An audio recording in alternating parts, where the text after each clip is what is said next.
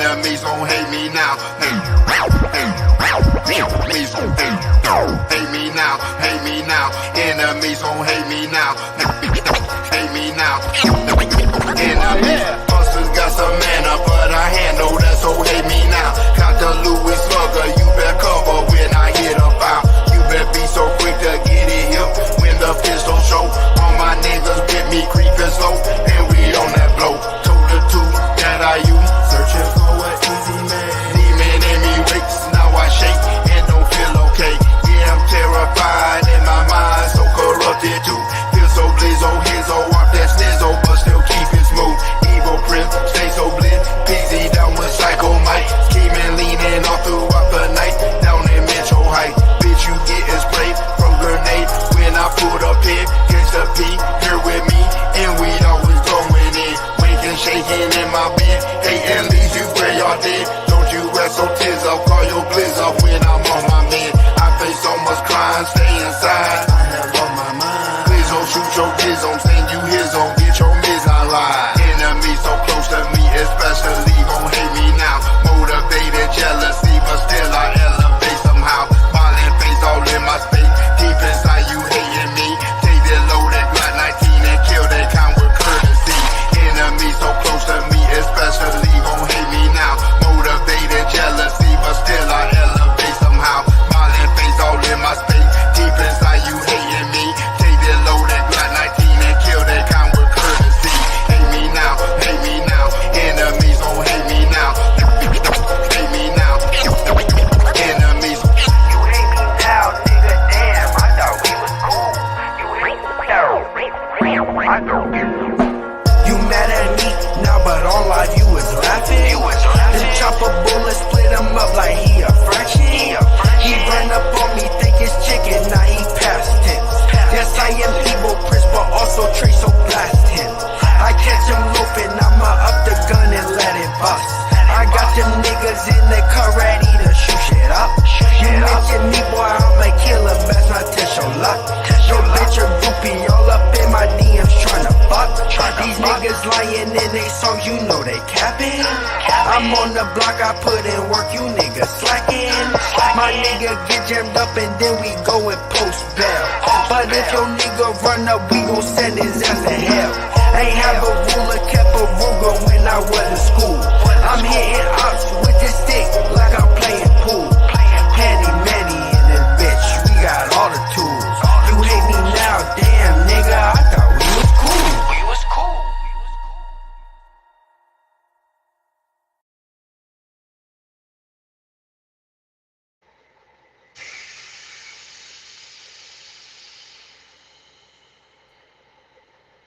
What's going on? MD checking in once again. MD checking in once again. MD's Thought Box, man.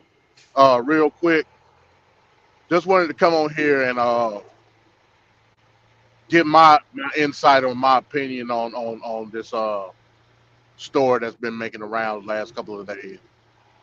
And you see the topic, man, like taking freedom for granted, man. Is that the norm when a lot of us go to these foreign countries and go over there and do nigga shit? Like that's what it is. Let's keep it a buck. Um, so if don't nobody know what I'm talking about, so there was a story that came out last couple of days involving the young sister by the name of Tierra Allen. So Tierra Allen, I believe she an owner op. I could be wrong, but she a truck driver. So I felt some type of sympathy for her in that aspect. But then again I don't, because she do the grift, which a lot of other female truck drivers do, and in other industries, by showing the ass and the titties and clickbaiting a lot of other fellow truck drivers once you make videos and TikToks and shit like that. You know what I'm saying? Do your damn job and take your ass out. I don't need to see your ass. I don't need to see your titties talking about truck driving. Like, what's the point? You know what I'm saying? But in any event, she became an influencer in that aspect. as far as the trucking community on YouTube and TikTok and all of that. So she's been making a couple extra dollars. That provided her the ability to take these trips and do all this. Peace, Yanga, what's up? So so she went to Dubai a couple months ago, and she went over there with some friends, and nigga shit ensued. Let for lack of a better term. What happened was they were in a rental vehicle, her and a friend. They crashed the rental vehicle, crashed it in Dubai now. Crashed the rental vehicle. They towed the vehicle in, and they were doing detailed inspection on the vehicle for damage or whatnot. The sister Tierra Allen had her personal belongings still in the vehicle when they got back to the rental car place. She then asked to get her stuff out the rental vehicle. Now, I've been hearing conflicting reports on like exactly what happened in her interaction between her, and I'm assuming that this was management at the rental place. One of the stories I heard was they were saying, "Hey, look, like you can't do nothing in the car right now. No, you can't go near the car because we doing damage report on the car right now." Another report I heard, and this is what the mainstream media is going with, that they basically told her, "Hey, look, we doing detailed damage on the car right now, on damage report on the car. But if you throw me some dollars, I'll let you get your stuff out the car." In any event, that don't take away from the fact that it was a certain protocol that they were following in terms of inspecting the damage on the vehicle. That's when the nigga shit ensued. She made a row about it, and you know what I mean, and everything happened. It was said that the man, basically got bucked with her initially, and that's when she bucked back, and that's when she was arrested and charged with quote unquote screaming in public. Um, from the aspect of how I look at it, like the fountainhead say, I hold no responsibility toward men except for one, to respect their freedom. In the event that you go into a foreign country, despite whether you agree with the customs, the lifestyle per se, it is to your best interest, not only your best interest, but it is of the utmost respect to follow customs and say traditions of that particular country. But us as Americans, like I say, when we get jammed up in these particular situations, and I'm pretty sure that she said these exact words, and everybody said with me, "You can't do this to me. I'm American." And she got jammed up, and she's been detained in Dubai for the last 2 months. With that being said, the UAE, in a lot of respects, is lenient toward foreigners simply because they want your money.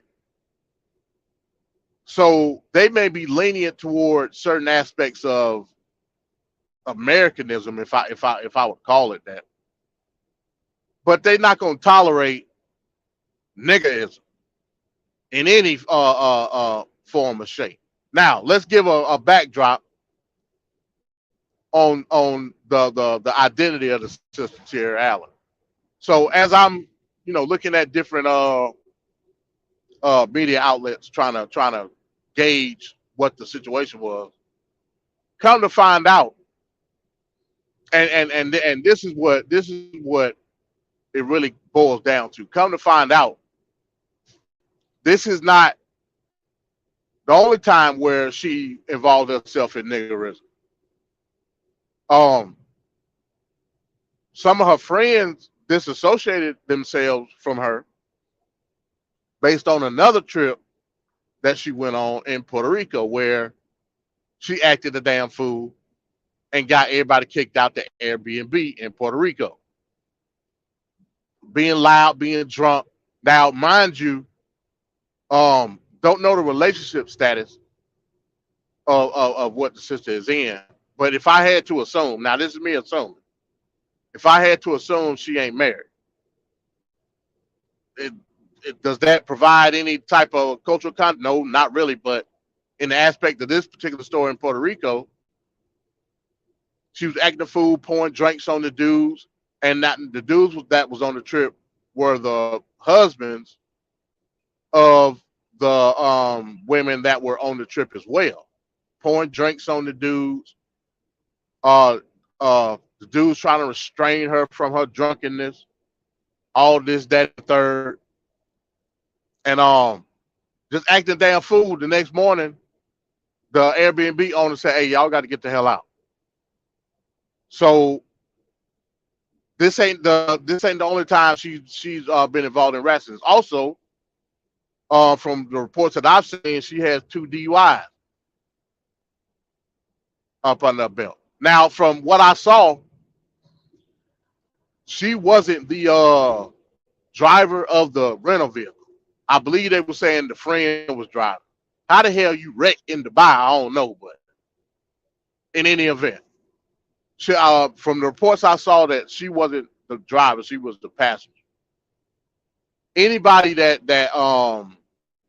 I can say this from an American aspect because I've been involved in a wreck with a rental vehicle, and I wasn't driving in that case, just like I assumed she wasn't driving. When that rental vehicle was wrecked, once they get the rental vehicle back to the place, and that particular rental place, like I said, it had a not a body shop, but it had like a where it had a car bay.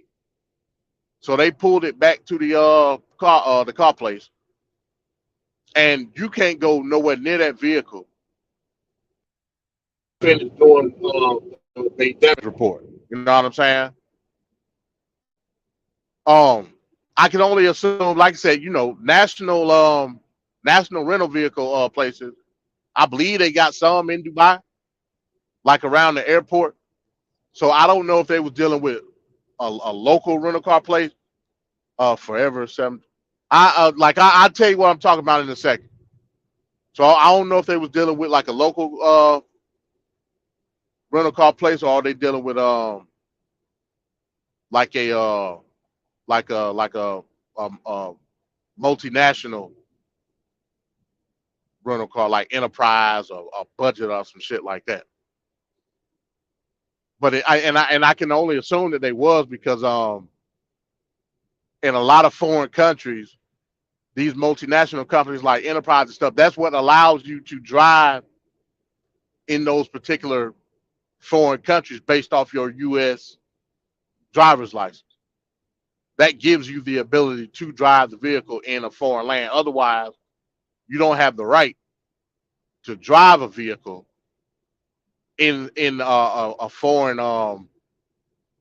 land unless you go through an exchange. Damn, I forgot what they call it. Like when the people go and like test drive them supercars over there in Dubai. They could have done that, but they wasn't gonna let her nowhere near that car. Now I can only assume dude like, hey, look, slip me a couple $100 up under this table and I'll let you go and get your stuff. If not, you're gonna have to wait. And she started acting a fool. So her Americanism. So her Americanism. Okay, that was up, forever. So her Americanism superseded any cultural aspect in that country, in her eyes, in her opinion. Oh, I ain't even know Black Son. What's up, Black Son? Oh, I guess he up out of there. But in any event, say what? Oh no, sorry about that. Sorry about that. No. I ain't even know you was on here. I just looked at the screen when I was looking at the chat or whatever. So again, taking freedom for granted, and I don't want to make this gender specific because it ain't. You know what I'm saying? But a lot of the examples that we do have usually involve black women. Now, how much of it is the aspect of trying to play both sides, where you for more or less of a term, you try to solidify your American bravado, so to speak, within a society that don't accept that, if that makes sense. So you try to exemplify Americanism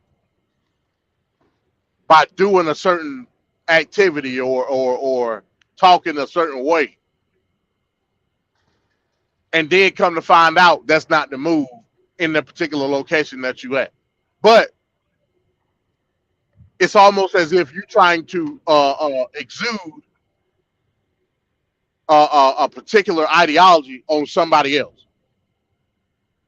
Now, in the aspect of being American, that's infringing upon another person through collusion or coercion or whatever.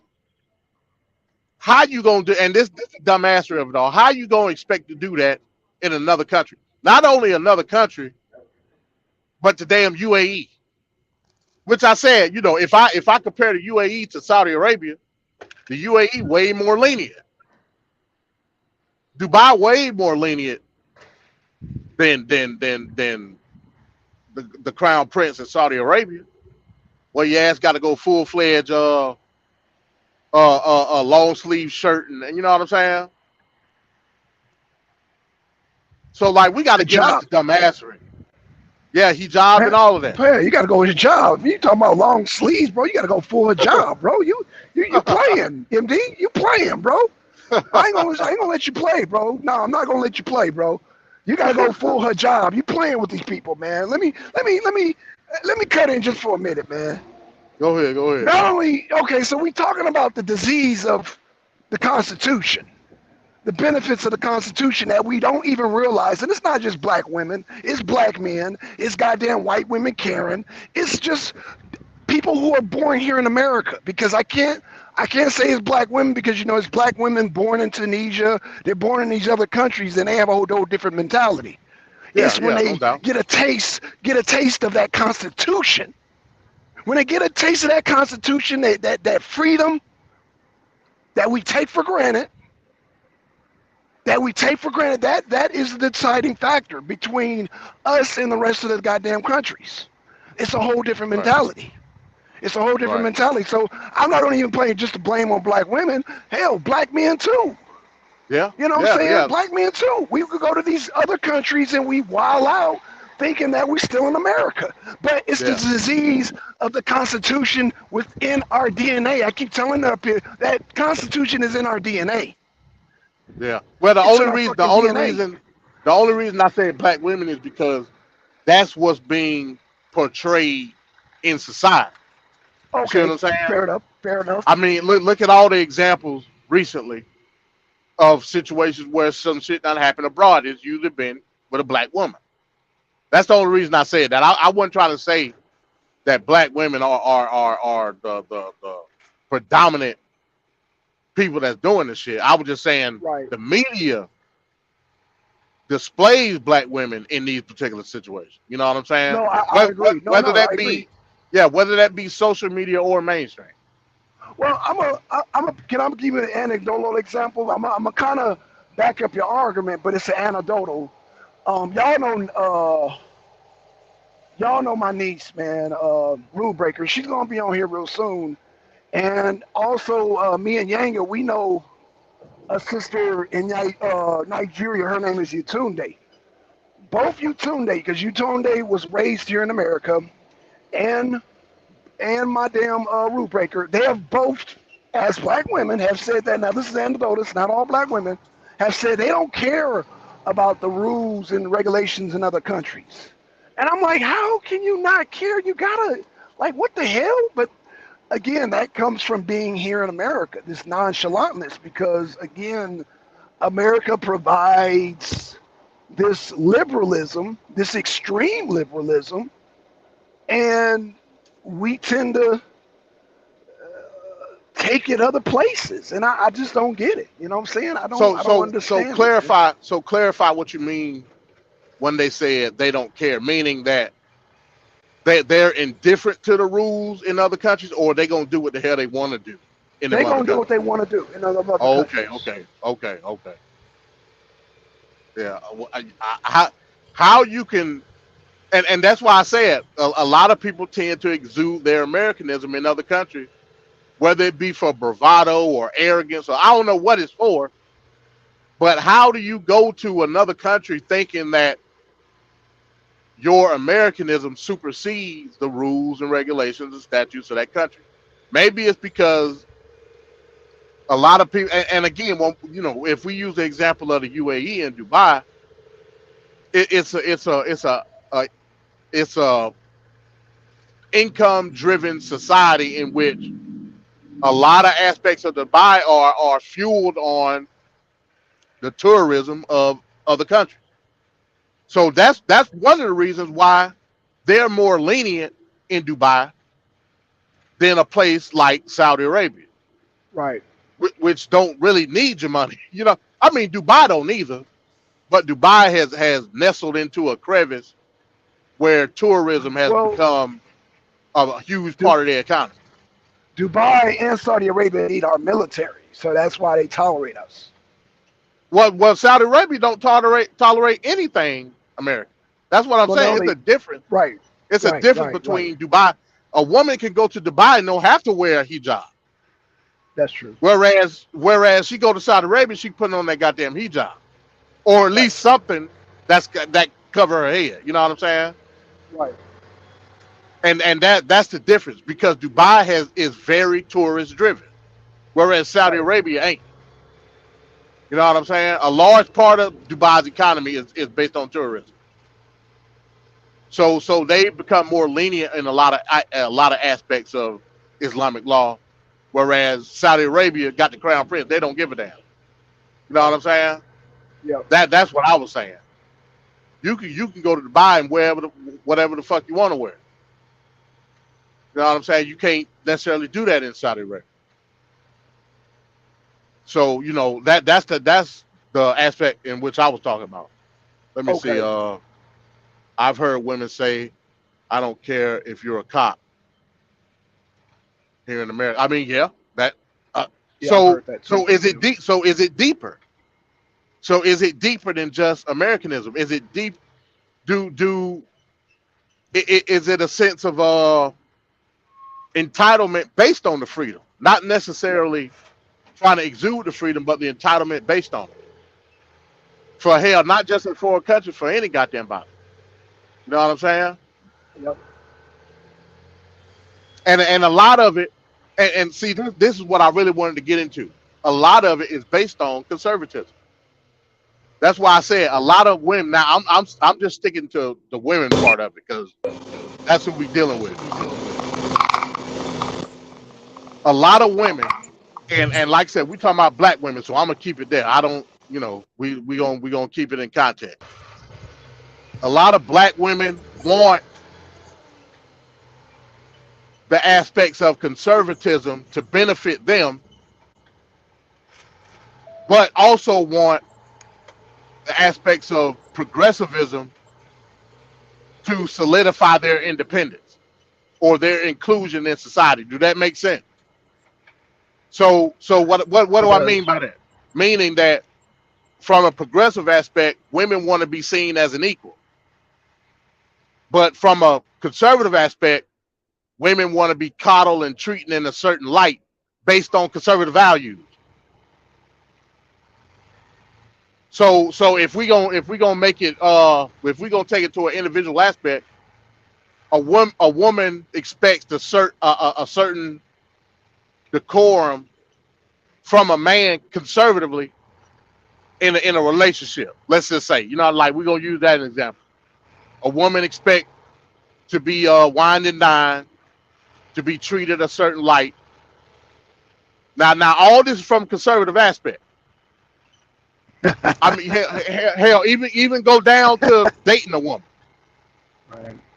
You're expected to pay for the dinner and provide all the accommodations. That's a very conservative aspect of a relationship. Correct me if I'm wrong. But then we'll turn around and deny the conservative aspect of a woman being, let's just say, quote unquote, submissive to said person that's providing these accommodations to them. Straddling the fence like a motherfucker. Now let's broaden that and bring it back to the sister Tierra. She wanted the full accommodations of her experience in Dubai, but didn't want to accept the conservative aspect of the society of Dubai. How that work? Right. Microcosm, macrocosm. Crazy as all hell. So we got to start being realistic in how we perceive that. That goes back to what I said. You got progressive language, conservative language, libertarian language. I prefer the libertarian language based on its individually assessing each person, not as a group. I cannot infringe upon this person's right based on A, B, and C. Whereas conservatism says all people must follow A, B, and C. Or progressives say all people must be included in A, B, and C. She wanted to be included in A, B, and C, but didn't want to follow the rules and regulations of A, B, and C. So I think if we start to be more politically minded, you wouldn't have situations like, well, at the end of the day, she was just a ratchet. I'm gonna just keep it a buck. She was a ratchet. Just shit, you can't take the ratchet out of the woman, as they say. You could take what was it say on Menace Society? Don't be a menace.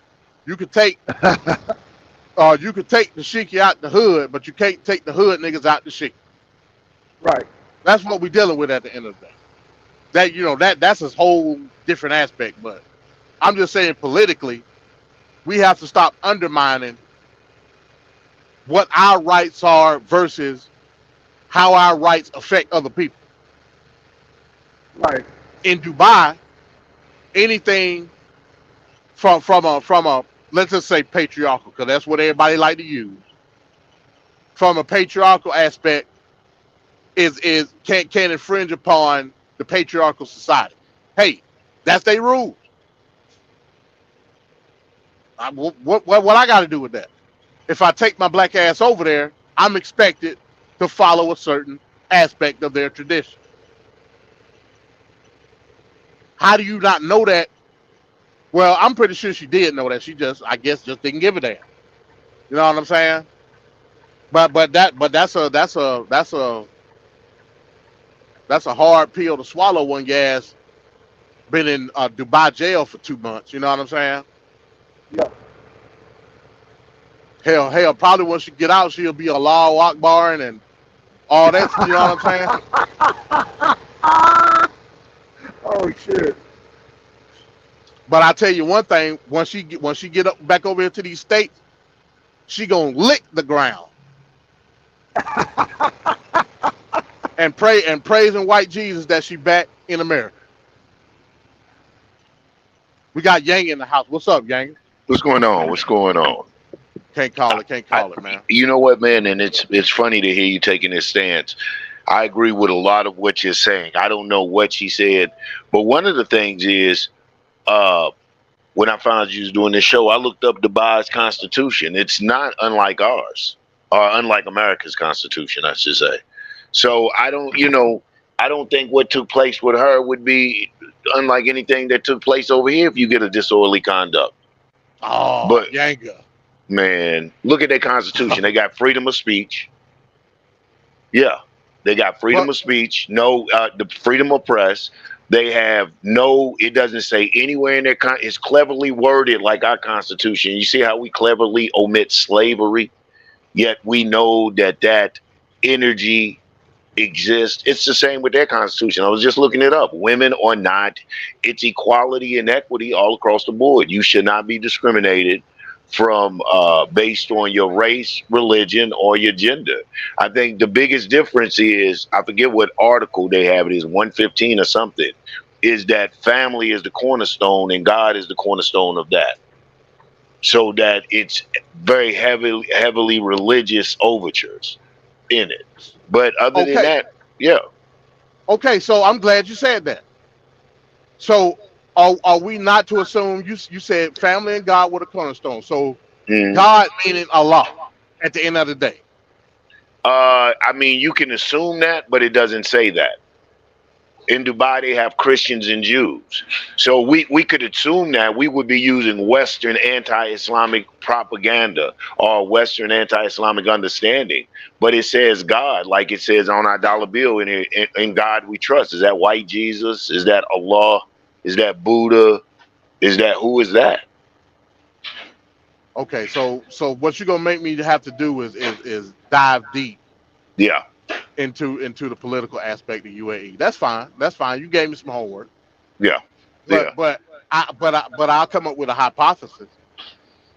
My hypothesis is, once I've researched the political foundations of UAE, I'm 95 to 98% sure that I'm gonna come up with a theocratic government.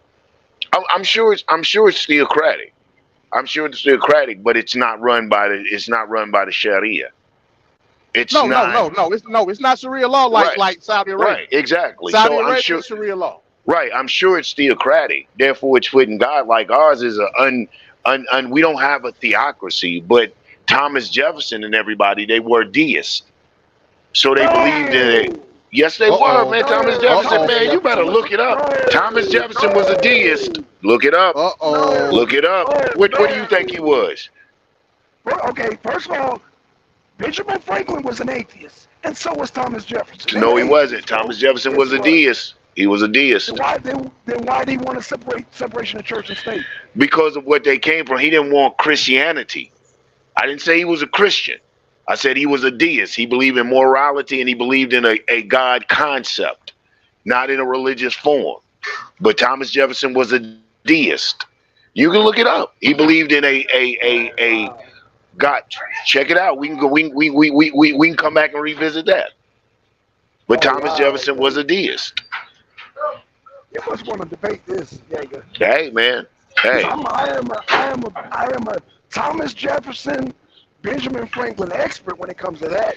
Look it up then. I think that you overlooked that. You want them to be atheists so bad that you're overlooking that. No, but we're talking about applications to the Constitution. Yeah, which I don't. It was. We're not talking about his personal whatever his belief. Exactly. Whatever, but no, that does not apply to where the country should go. So that's real misleading, and when you say, well, that's almost like saying this is a Christian nation. It's not. No, it's not. I mean, you can say that. No. It's not misleading. It's misleading to try to say that there wasn't a God concept in the founding of the country. That's what's misleading. There still was a moral. And when you say God concept, a moral concept, and that's what I'm telling you about the same with Dubai's constitution. It says God. Now, the interpretation of God may be up to the individual. Just like in the Bill of Rights. Are you still there?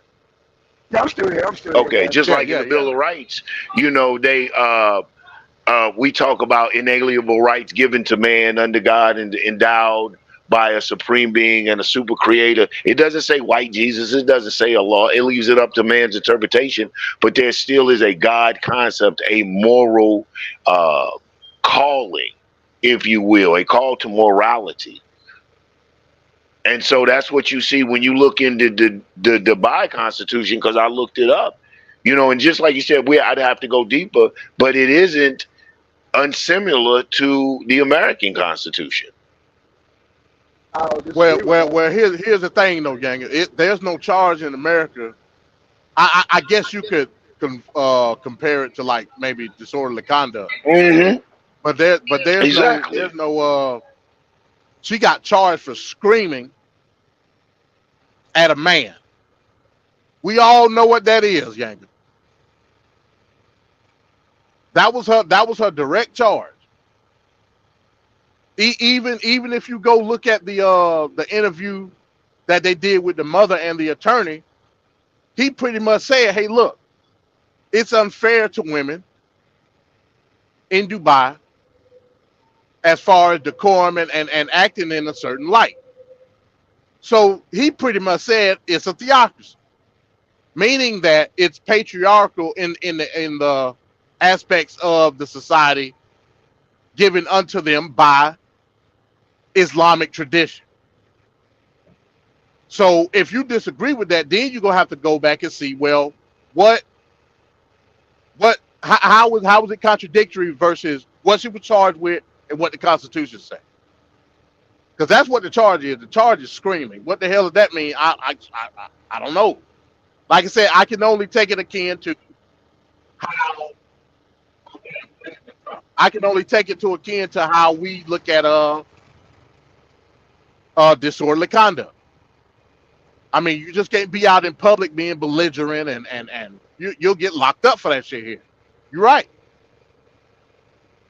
But does it still make it something that's unjust to the person that was doing the act? You see what I'm saying? Right. But from what I saw, the charge was screaming at a man. We all know what that shit mean. That ain't got nothing to do with patriarchy in and of itself. We know where that comes from in the context of being in an Arab country. Conjecture. I mean, I'd have to see the paperwork. We all know, those of us know that those of us that know Cornel X knows Cornel X is a sensationalist. No disrespect, Okay, Cornel. okay. You saw that interview then. Yeah, I saw the interview, and it's Okay. sensational. It's very sensational. I think that it's anti-Islamic propaganda. I think that it's playing off of what we perceive Muslim countries to be. But when you go look at that, like I'd love to see the charge screaming at a man. I want to see that on the paperwork. I think that I think Cornel X is playing off the sentiment and playing off of perceived notions of Islam and the treatment of women in Islam. Like you said, basically, like you gave the scenario, I don't know what she said, but I know individuals who snap like that. It could be anything from disorderly conduct to terroristic threat. We don't know what she said, but because it happened in Dubai, because it happened and they happen to be Muslim, and as an attorney is smart. That's the card I would play. That is the exact card I would play. But when you look at their constitution, there is nothing in their constitution stating that it is a crime for her to raise her voice at a man. Yeah, You know, there may be some, there may be some local ordinance because they have freedom of speech, freedom of press. You know what I'm saying? I mean, equality. They got a lot of freedoms that neighboring Saudi Arabia don't got. That's what I was saying to Black Sun. So I can't necessarily equate it to Sharia law because it's not Sharia law. Exactly. So my question I would pose the question that you posed to me one time, and even Black Sun posed one time.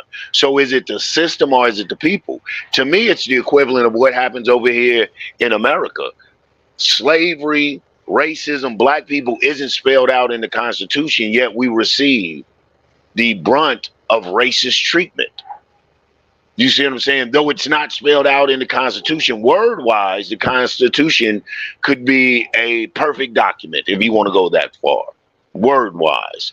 However, the implementation, am I saying that right? Implementation, the actual acting of the Constitution is, we find a lot of times far removed from the people who have been charged to enforce it and uphold it. I would say the same thing over here.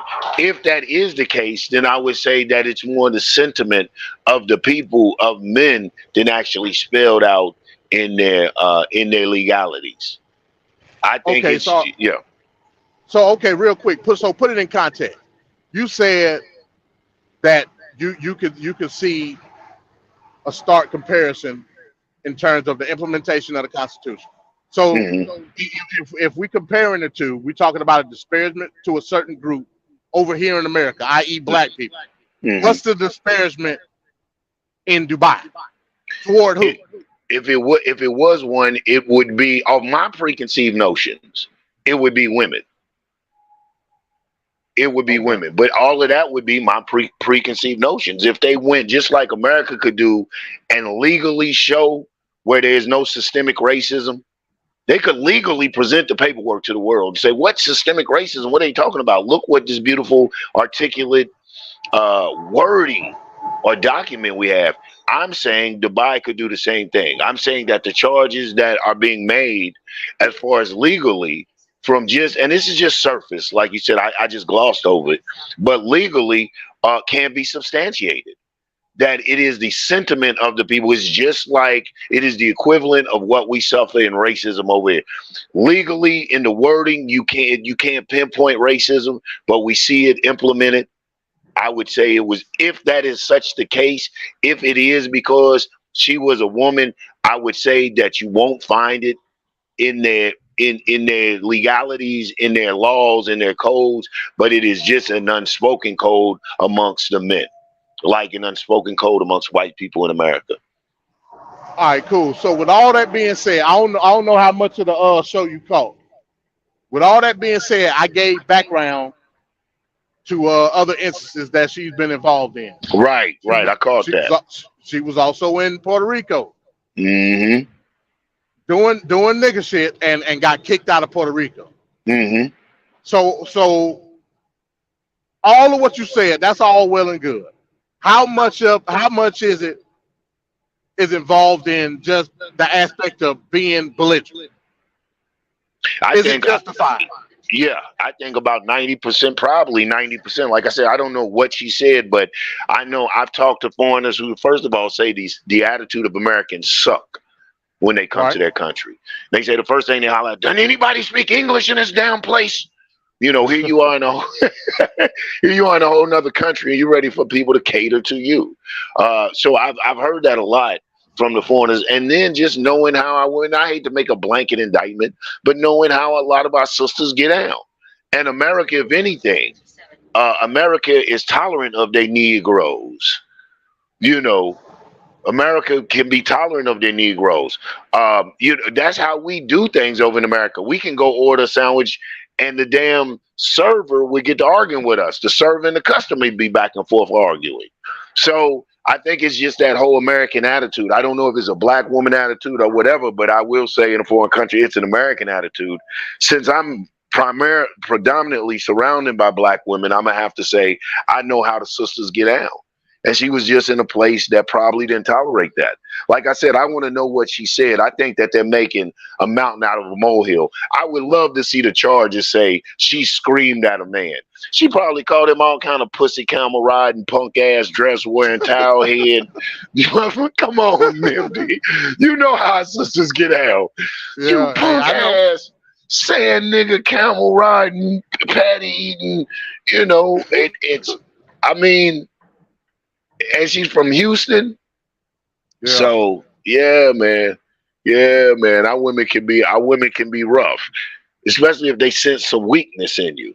But that's why they're laid back over there. Their police force is effective. They're not gonna go back and forth with you. They're not gonna argue. They're gonna call the Gestapo. And the Gestapo, yeah, and they're gonna come get you. And like I said, like Son and I were talking about, over here in America, jail is a business. So they keep that shit functioning to a degree. It's not the best place in the world to be, but it's functionable. You know, either they get you in and out, you get a bail bond, you can buy your little snacks, you can use the phone because it's a business. Over there, when you go to jail, it really is a deterrent. You don't have all those little amenities. You go to jail over there for 30 days like you did 5 years. Yeah, she's been in there for 2 months. Hell yeah, I know it's driving her ass crazy. 2 I months. know it's driving her ass Why crazy. it's not coming out now? I don't know, but Yeah, what the State Department she's been doing? over there for What's 2 months. up with that? I don't know. I don't know. I don't know. I don't. Is it even an embassy in the UAE? I don't know. I'm assuming it is. But Yeah, yeah. I ain't heard nothing about it. You coming in and out, MD.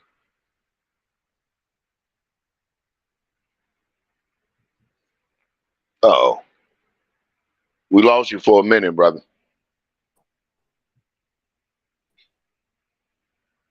Now, I wonder what the charges are to have her be held that long. I don't even think they hold you that long on a disorderly conduct. So, I really am curious as to what the charges are and what she could have quite possibly said to get such a reaction. 2 months, 60 days, you know. So, yeah, I'm curious to that. I just said, There you go. I don't even think officially. Can you hear me now? Yeah, we can hear you now. Okay, all right, cool.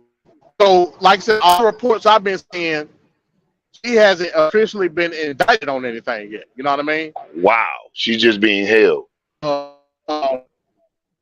Yeah, she's being detained, basically. You know what I mean? With the charge potentially being screaming at a man. You know what I mean? Yeah. So right now she's just detained. She ain't been indicted on nothing.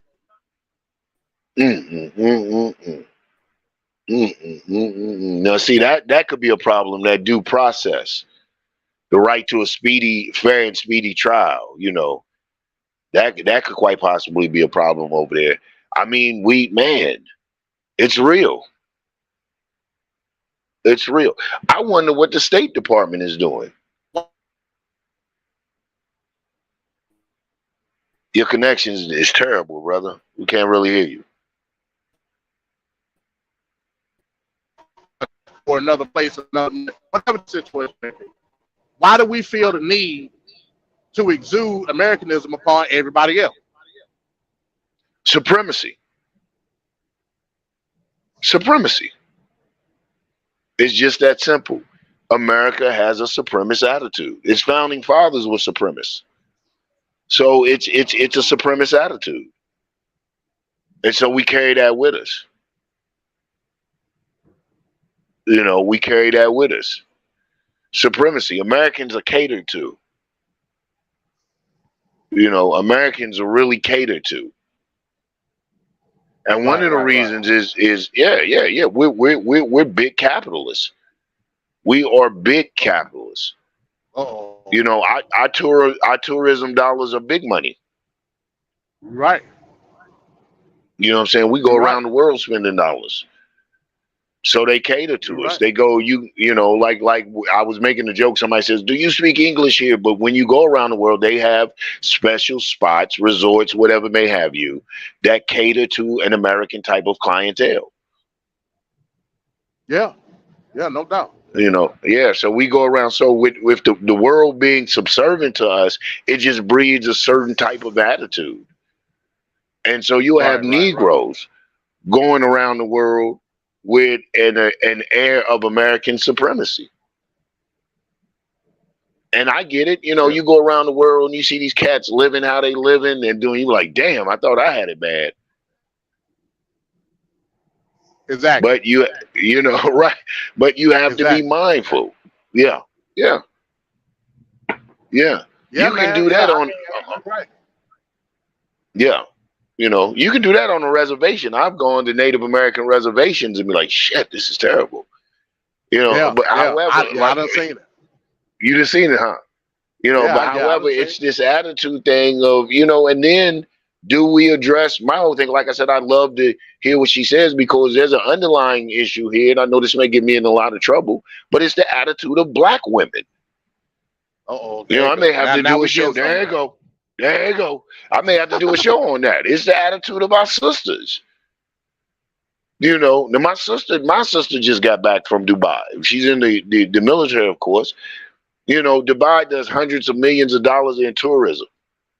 And you have a case like this. Why is it a black woman? You have a case of Brittany Griner.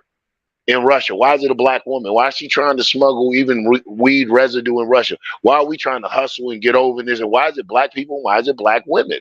Does this speak to a particular attitude? Black women don't want to address that.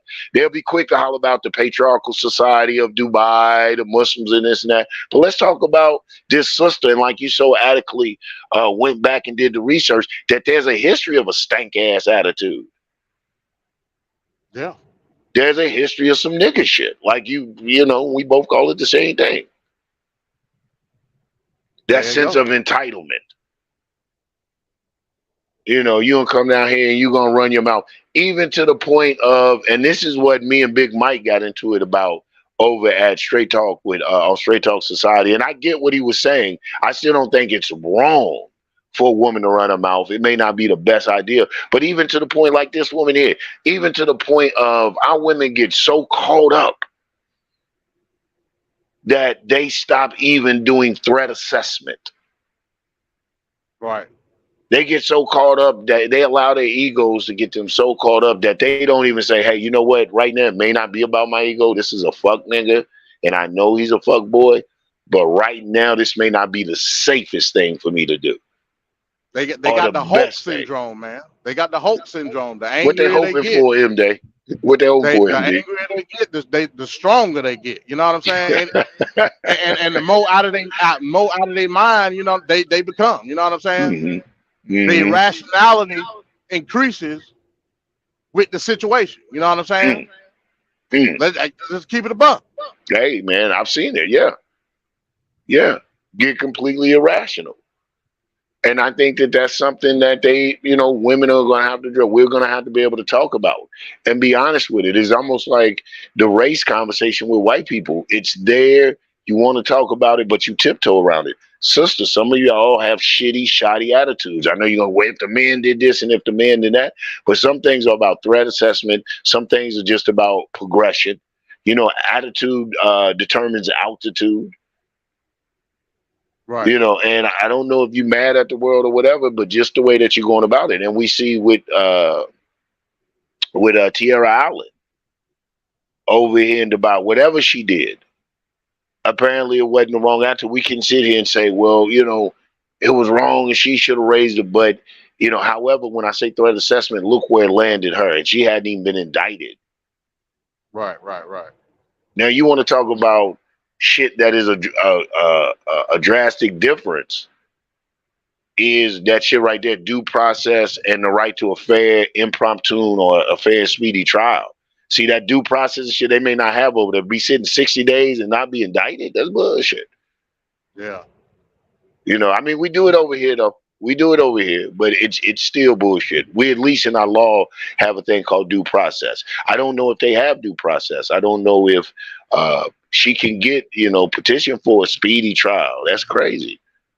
And what the hell is the State Department doing? You're going to have to keep us posted on this, MD. Yeah. I'm going to follow up, man. And like I said, it go back to what I was talking about straddling the fence. I'm all for equality. You know what I mean? Like I said, I'm an individual at the end of the day. I think all people should have equal footing under the law, men and women. Mm-hmm. But with that, you also have to have equal responsibility under the law. Going back to your threat assessment issue. How many situations we done seen a woman escalate a situation, and then when things get a little shoddy, she expect reinforcements or defense from another person. No, wait a minute. It's your responsibility in the sense of equality to understand the situation you in. Absolutely. But for the sense of you exuding your independence, you escalate a situation to you're no longer in a position to stand on your square and defend whatever position you just absolutely put upon, to the point where it becomes physical. Then when it becomes physical, you expect from a conservative aspect for a man to then come into the defense of whatever situation you just got put in. Straddling the fence. Absolutely. I call that relying on the group dynamic and the social moral, the social cultural structure of the group dynamic. Like, as an individual, you'll jump out there And then when the shit cracks off, you want the understanding of the group dynamic that men protect the women. I'm a woman in this group. Why am I being suppressed? Somebody help me. Now you want the group, but as an individual, you was running your mouth as an individual. So you better handle your shit. But that's like you said, threat assessment. Just really just like, yeah, I want my individual rights. I get you and I had this talk. Yeah, I want my individual rights, but I don't want my individual rights to infringe on the group's harmony. Like I don't want this particular individual rights to infringe on my individual harmony, which ultimately goes to the group's collective harmony. If I'm at harmony, the group's at harmony. So yeah, so it's like, and then even then, was she, like I said, I love to know what she said. Was she calling on her individualism as a person who had been wronged? But I kind of agree with you. And I know we're being presumptuous, but I wonder if she went in there, I'm an American, called on the whole group dynamic of being an American. I'm an American. I guarantee you. Yeah. I guarantee it. You know it. That's, I told you that American supremacy. It gives us that, man. You know it. Right. You know it. And like I said, I ain't saying that she didn't have a justifiable reason to not necessarily cause the conflict, but I mean her belongings was in the car. Now anybody, like I said, I gave the example. I've been involved in an accident involving a rental car. When they get that rental car back to wherever they take it, they get you as far away from that car as possible because they have to then go into a damage assessment for insurance purposes. You know what I'm saying? I'm pretty sure the same thing goes over there in Dubai. So I believe what she said, that the dude probably said, hey, look, you throw me a couple $100, I'll let you go and go in there and get your stuff real quick. I'll break the rules. Absolutely. I guarantee that's what. So, but she felt some type of way about that, and then probably started to raise hell. You know what I'm saying? And that's where it popped off. Again, I don't know what was said. According to a lot of reports I've heard, it's surveillance video as well, but of course they ain't released that yet. Right. They're probably not gonna release it. Right. So I'm almost sure that's what happened. The dude said, "Hey, look, you slipped me a couple dollars up on this table. I'll go let you get your stuff." And she probably said, "Oh hell no, you finna give my stuff now. You finna give my shit. You finna give my shit. You know how it go." Yeah. And from there, like it jumped off. But and dude said, "Hey, look, let me go and call UAE police right now." Yeah. Like they do in America. You know what I'm saying? They tell them how to handle with Negroes. Okay, I know how to handle Negro. I'm gonna call the police. I mean, that's what they do. And like I said, they're again not going into the proper either threat assessment or what you said, being irrational. He has your property. He has your car. He is in control at this particular moment. Why blow? Why fucking blow? What are you going to accomplish? You know what I'm saying? You're not going to bully him. You ain't going to whoop his ass. You're not going to. And then, like you said, let's talk about it. Even if it isn't written in the letter of their law, even if it isn't spelled in the code, we know that these people have a problem with women. And I can only assume probably black women, particularly just black women talking to him like that. So like I said, even if it isn't in the letter of law, his sentiment may be that. So he's going to be an extra asshole. So it's just about really gauging the situation and handling it accordingly. I would love to see the surveillance and known what she said to land her in jail. I don't think I would, something you said earlier, Dubai relies so heavily on tourism and has such a good working relationship with America. I don't see them just really nitpicking or doing this just to mess with them. If it was, like you said, Iraq, Iran, somewhere we got Russia, somewhere where we've been going back and forth, I could see them nitpicking. Dubai, I'd really like to know what the hell they said. Be like, we're going to lock your ass up. They didn't come in there and just like, look, go your way. They was like, nah, you going to jail.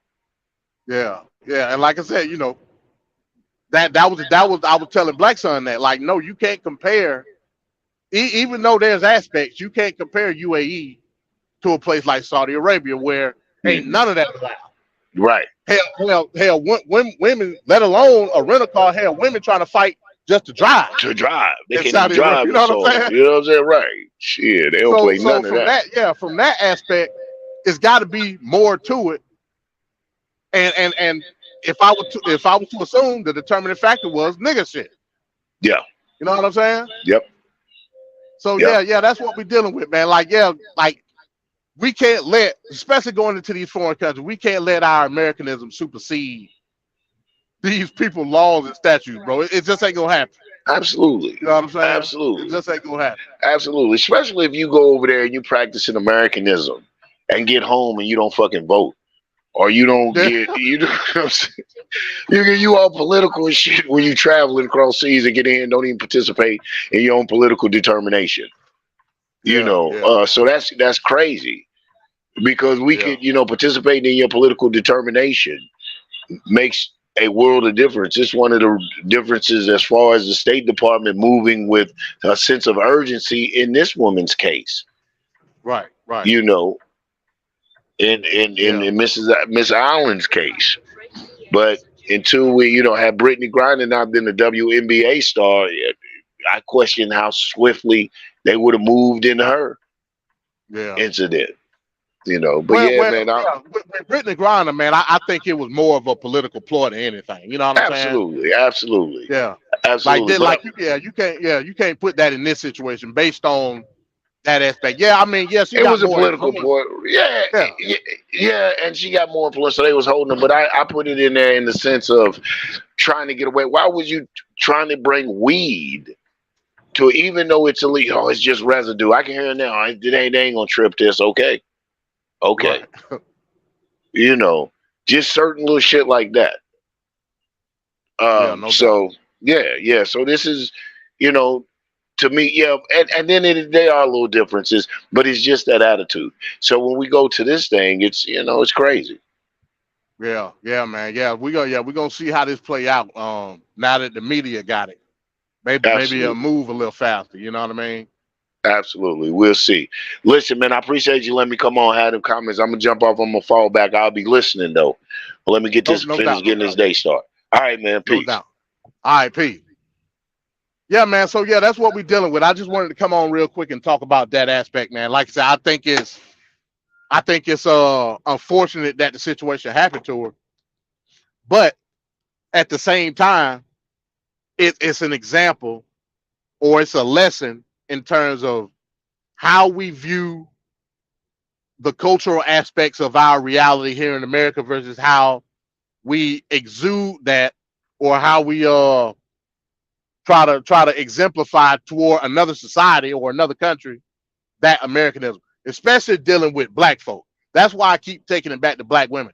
Black women are the light bearers of a certain aspect of progressivism in the United States. But when shit go awry, that conservatism jump right up out of them. You know what I'm saying? That's the problem. That's why I say libertarian language identifies all that, because I'm not going to take a situation and broaden it based on certain cultural aspects of the group. You can't do it.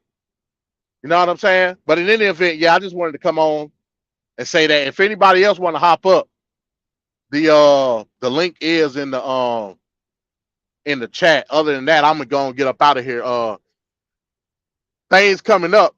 I'm excited for Sunday, or if Black Sun can get her on earlier, because this particular situation definitely goes to the topic that Nature Mom was discussing Sunday. That discussion is supposed to continue this coming up Sunday. I'm interested to see what Nature Mom's position is on this particular example, and how she can spin it. Because like I said, Nature Mom, from what I've concluded based on the interactions that I've had with her talking about this particular aspect, Nature Mom is okay with a theocratic government based on certain moral and cultural positions.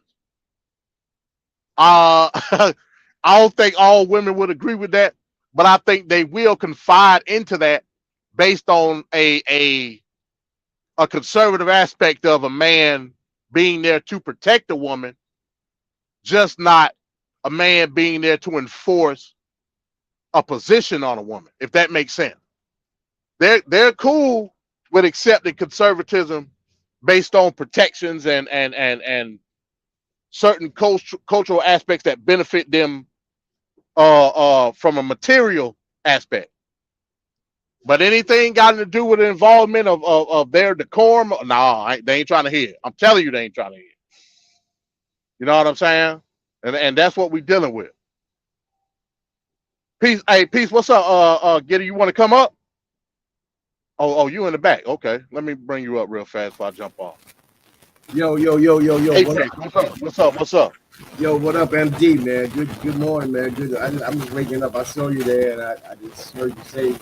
So I don't know what you're talking about, man, but I'll come up in an hour. Oh, yeah. We talking about the situation with the young sister getting arrested in Dubai. Oh gosh, the trucker. Yeah. Oh man, hey. I heard this guy, Dennis Sperling. He had one really great take, and he said that this is I'm paraphrasing, but he said that this is like a judgment against the matriarchy, that the patriarchy is coming up for them. And this is what he said.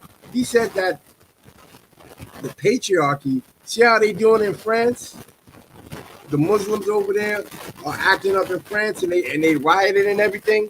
And then also in America, how you got the Mexicans coming up, how the government got them coming up, and my boy said that he saw a whole bunch of Mexicans that the immigrants, how they came up and they giving them free scooters, like e-scooters, yo. Those things are expensive, yo. They throwing money at them, so they coming to a black city near you, man. Right. And you know that these people don't play that all that letting women get in their face with all that sassy talk, because they're not from that. They don't know about anything like that. Right. They're not used to that. But we are. But you got people that could be potentially coming from different places on the planet that are very patriarchal. You know what I'm saying? And that was just an interesting take to me, because it's like, wow, the Muslims and the Mexicans. Yeah. No doubt, I agree with that part. But like I said, how much is it to do about nothing when it comes to what we perceive patriarchal society to be? Like I said, I think me personally, I believe women straddle both sides of the fence when it comes to that, because it's certain aspects of patriarchy that they accept based on the benefit of their protection. Yeah.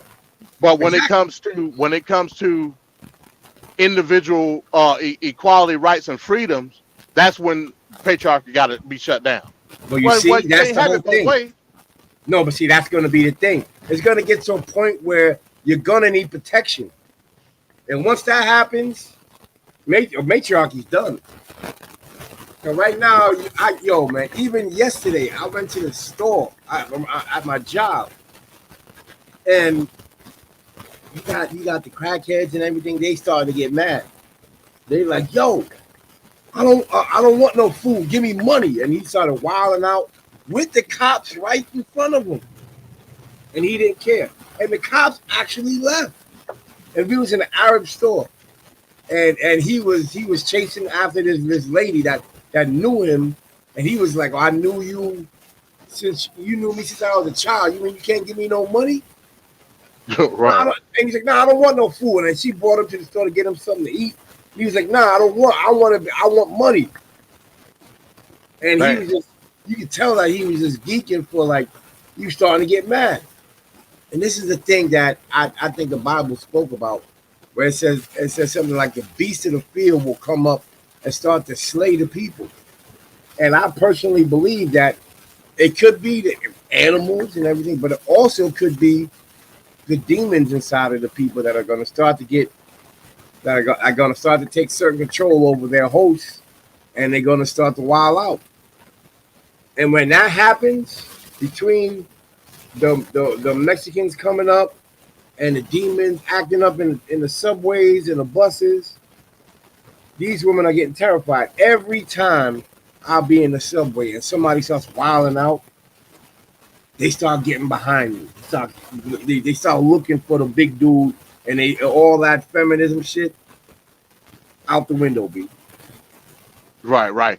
Hey, this Sunday, I believe at 11:30, we're gonna do mornings with Nature Mom. Hey, I want you to be. I want you to, if you got time, man. I want you to come on that show, man, because we're gonna be talking about that very thing. Black Sun's sister, Nature Mom, she believes.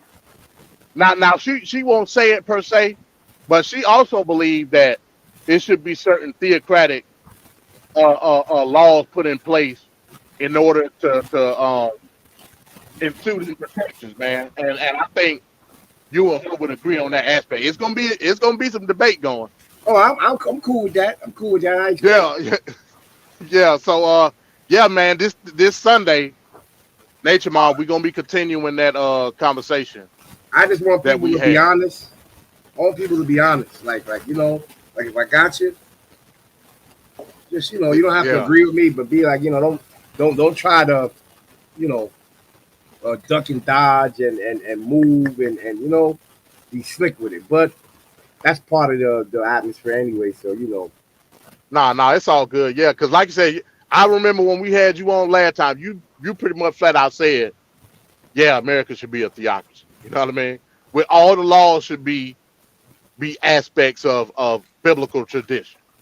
Hey, you know what I mean? That's how it all started. Everything Well, we'll argue about that too. You know what I'm saying? Real quick, and there's a part in the thing where the first democracy was in the Bible, was the Israelites. Well, it wasn't a democracy per se, but when Moses had to handle all of the affairs, he couldn't do it. So he had to delegate people for certain sections. That is a republic. Black Son, where you at, Black Son? I know you heard that. The first time that came up and was ever done was in the Bible. It was before Greece, and Greece is probably the first country, the first empire that did that, right? Would you agree or not? Yeah, in history says that Greece is the creator of a democracy. Yeah. So basically, he's like a Greece guy, ultimately, because he says the Constitution is the ultimate, but the beginning of that, the genesis of that, is Greece, and that's before Greece. There was a part that's way before Greece, because when Israel was being formed, that was way before Persia, and Persia was the thing that was right before Greece. And actually, I was in Daniel when Israel was in captivity, where it says that, you know, why he had to fight the Prince of Persia, and he needed Michael the Archangel, and he says after the Prince of Persia was going to come, then the Prince of Greece was going to come. So that's that's way before. Black Son, what's up, Black Son? Did you hear that? Yeah, I heard it. I would argue and say that America is the first atheistic country. Nah, it changed into it, and it's still not. It's not an atheist country. It's just that it's starting to, you know, the prophecies say that you have the Antichrist system that's coming up, and it's here. So now it's going to start to fight against God, which is all prophesied and everything. So it's giving people a choice. It's giving people a choice. Let's take it back to England. That's why this is happening right now, because God wants this to have to be like this, to where either you're going to be atheist or you're going to roll with God, and then which God you're going to roll with. So this has to be temptation. So can we take it back to England, or you want to take it back to Versailles in France? Where do you want to take it back to? Take it back to Greece. That's where it started. Like right now, the Genesis. I can't go back. Okay, no. I'm gonna give you that. I'm gonna give you Greece. Can we make it more modern though? I want to show you the evolution of why America. Let me just. So do you agree that the let's say King Louis XIV? at the time believed that God ordained a king? Do you believe that?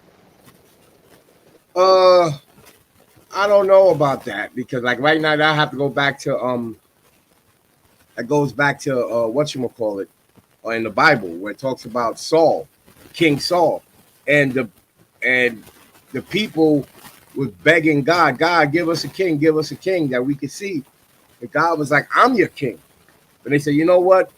Because it's in your nature and we're gonna see how this falls out, I'll give you a king. And he gave him King Saul, and we saw how that ended up. So you would have to go back to the original. Now you want to go like to Louis the 14th, you know, I'll have to look up to all of that. Okay, so let me keep it more simple. Do you believe that the people believe that God brought them a king? The people, well, I mean, okay, they probably believed it. Okay, I don't, you know, if they're wrong, it doesn't matter. But the only time your belief matters is if it's right. Okay, I was trying to go somewhere with this, but I guess let me just be okay. Let me just cut to the chase. People in Europe, especially France and England, the majority of people believe that God ordained them a king. Okay. Okay, so you follow me so far? Okay, so it was the common theme amongst people in England and France. That King Henry, King Louis, during this time that God appointed them a king. So the king were always ordained by God. So God and the king were as one in these societies. You follow me so far? Okay. Okay, so when the colonies broke away from England, the colonies here in America, they called themselves the king haters. So when they went against the king, they went against God too. Okay. That's a stretch, but that's not a stretch. That's a fact. No, that's a stretch. That's a fact. That's a fact. Why? How could you go against God and the king was doing corrupt stuff? No, that's my whole point. That's what I'm trying to say. So you're trying to blame God for the corruption of men, and that's going to be No. I think that's why I got to slow this thing down. That's what you're ultimately trying to do. The king, the society at that time believed that God and the king were intertwined. I mean, that's why I was trying to. Well, that's wrong. It doesn't matter what you believe if you're wrong. No, that's not a belief. That's a fact. No, that's what they believe, but that's a wrong belief. That but Gideon, you're looking at it hindsight. You're looking at it now, saying you're interjecting your opinion on a fact. Not to interject. Right now, the king and any king. Only what you're gonna talk about King David? I'll give you. No. Talk about King Louis VIII. Sorry. Okay, hold on 1 second. MD, do you know where I'm going with this? Do you understand what I'm saying? Because maybe I'm not. Yeah, I understand what you're saying, but I also understand what Gideon's saying. Can you hear me? You had good kings. Look, you had good kings and bad kings in Israel. So, and then there were bad kings that God had to kill in Israel. And now here's why I push back on you a little bit, Black Son. You had King Louis that the people said was ordained by God, but you also had, on the same token, the Tudors, or not the Tudors, the Windsors at that particular time, where the Anglo-Saxon church was saying that they were ordained by God. You know what I'm saying? Right. Okay. So So now you kind of get what I'm saying, MD, because I think I lost them. Okay. So let me ask you the question, MD. Did the people at that time in those societies believe that the king and God were intertwined? It's just a simple question. Yeah. Within the society, yeah. Yes. Okay. So when the colonies, now I'm going to state another fact, and please correct me if I'm wrong on this, MD. The colonies, when they rebelled against the king, they declared themselves as the king hater. Are you aware of this fact? Okay, so yes. When they declared themselves as the king hater, they were also going, in a society where you disagree with it or not, When you go against the king, you go against God. So now where they're the king hater, they were God haters too. Okay, so I would agree with the society looking at the king being ordained by God. There also, I agree with you. Right. Bring it in So the context of you got to bring it in the context of how certain aspects of the society that were deemed justifiable by God. How were they defining that though? okay, ask that question again. I'm a little lost on it. Damn. So I agree with your point saying that the society at large, in whatever society it would have been, that they agree or there's a consensus that this particular person is ordained by God. I agree with that. Okay. In the aspect of the king haters, what aspect of everyday life or what they were defying from the king is also an aspect of God itself? What Well, what part of that are they defying?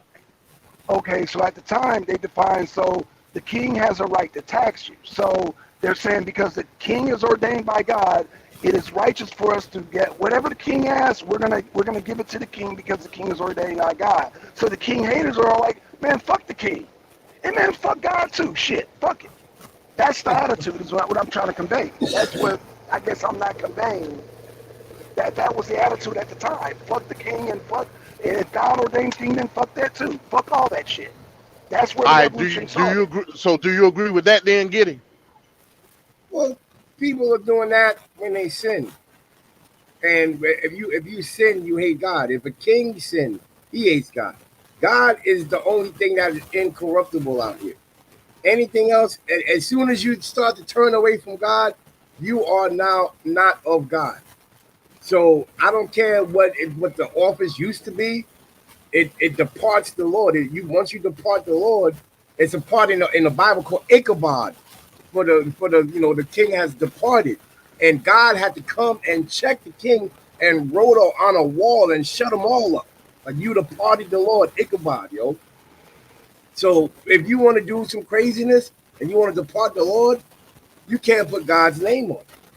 That's the whole thing. Now, if you want to be a good king, like how Hezekiah was, David was, Solomon at one point was, it was momentary, but then they fall, they make a mistake, and either they redeem themselves or God judges them, and they like Ahab. He was a king of Israel, right? But he let Jezebel live. And God said he was the worst king of all Israel. You had Jeroboam, Rehoboam. All these are all different kings that they started out good, or they started out bad, and then they ended up good, or they ended up bad. And God is the standard. He's not okay. It's the office. No, it's not the office of the king. It's where you at with God. That's the only thing that matters.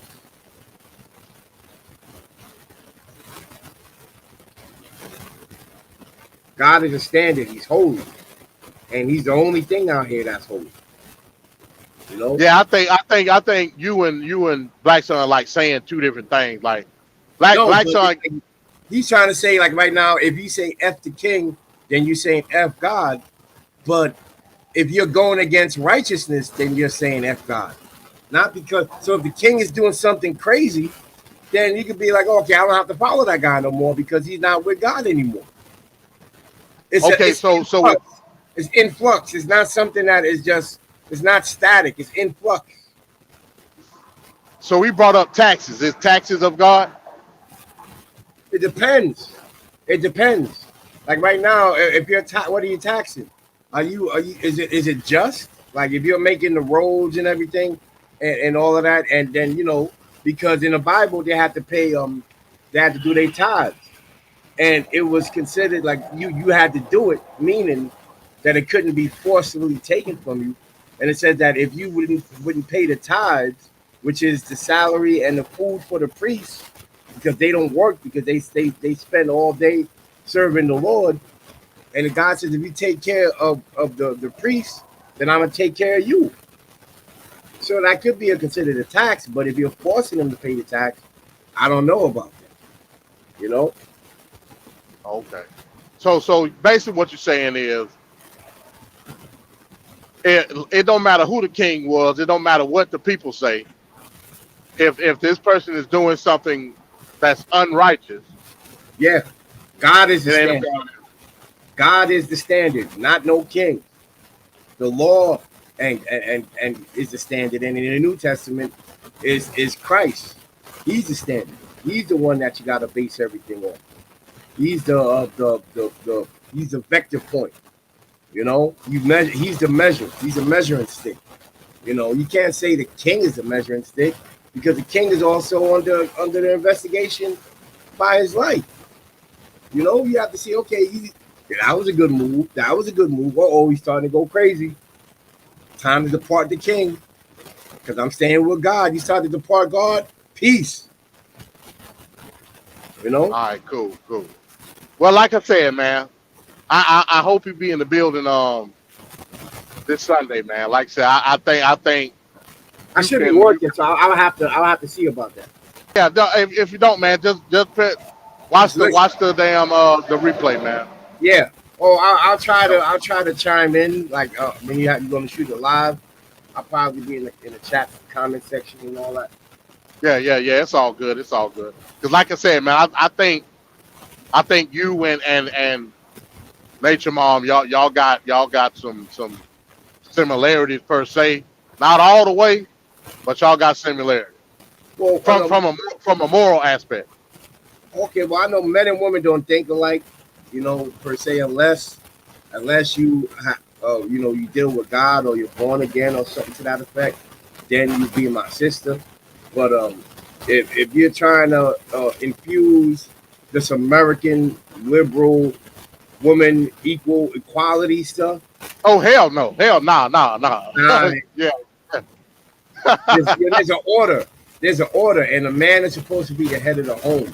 And the reason why we're going through all of this nonsense right now is because that is under attack. They hate God. A lot of these feminist women, they hate God. They think they hate men, but men are in the image of God, so they really hate God. damn. Yeah. That's conservative. They don't labor. know it. They don't know it. They don't understand it. They just be. They don't even know why they hate the men. They hate the men because the men that carry themselves in a masculine way. That's why they hated Trump. They hated Trump because even though he wasn't perfect, he carried himself like a man. Yeah, man. Yeah. We gonna have to break that down. He wasn't pussyfooty. He was like, nah, this is what I think. And you want to know where you stand with somebody, man. I want men around me. So you know, we're supposed to debate and butt heads, and then iron's supposed to sharpen iron at that point, you know. Yeah. We gotta break that down, man. Hey, man, we need to get the Truth Chaser show back up and running, man. Like, hey, I don't know if you saw, man. Hey, I saw B5 been in a couple of streams. Hey, Oh, man, yeah? like, yeah. Where I gotta check them out, man. No, he ain't hop on it. Like, he was in the comment section though. Okay, Like when I was live. Okay. Yeah, man. Like I said, bro, over here, like if you want to show, like, yeah, you could do it, man. Hey, I value your insight on a lot. I think you bring like something to the table, like ain't over here. You know what I'm saying? Absolutely. No, I have no problem coming through. I'll be looking for your shows, and it's like maybe I catch them at the wrong time. Anytime I'm able to hop on, I'm gonna hop on, man. Like today, I'm no off doubt. today. I saw you. I woke up. I was like, "Yo, MD on? Okay, Dad, let me hop on." Yeah. I'm just driving down the road, man. But yeah, man. I'm about to get ready to get it loaded, so I'm gonna go and get up out of here. I believe Yanga doing something a little bit later on. So check. I'm gonna be checking out Yanga. Like I said, I don't know tomorrow Arena Broad. So that's pretty much all we got. Like I said, Sunday. I'm looking forward to Sunday. I think that's gonna be an interesting discussion. I want to see what Nature Mom go with it, especially when it comes to this particular scenario with the Tierra Allen and Dubai. I want to see what she gonna go with that. And you said you sent it to her, right, Black Son? Yeah, I sent it to her. Yeah, she got it. She said she'll be ready because she read the article. She's like, okay, yeah, she'll be ready Sunday. All right, cool, cool. All right, man. Yeah, So yeah, there you have it, man. I just wanted to come on and talk about that real quick. I think it's an interesting dynamic, man. I think not just women, not just black women, but hell, all Americans, they need to like take a step back, like when we go to these different countries, man, and just think about what you're doing before you do it. You know what I'm saying? Like I said, I mean, it's cool carrying that Americanism with you where you go, but like, yo, like at some point in time, you got to respect other people's freedom, and that freedom may be the way they want to implement certain laws in their own country. You know what I'm saying?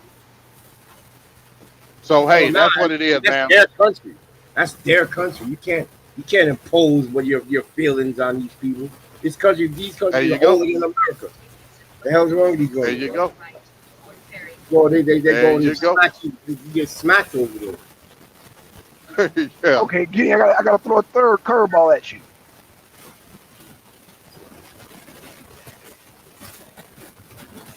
Gideon. Yeah, go ahead. So what if you have a country, right?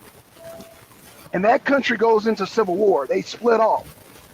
Can that, so both sides, they have the right to petition help from other countries. So do they have a right to petition help from opposing countries?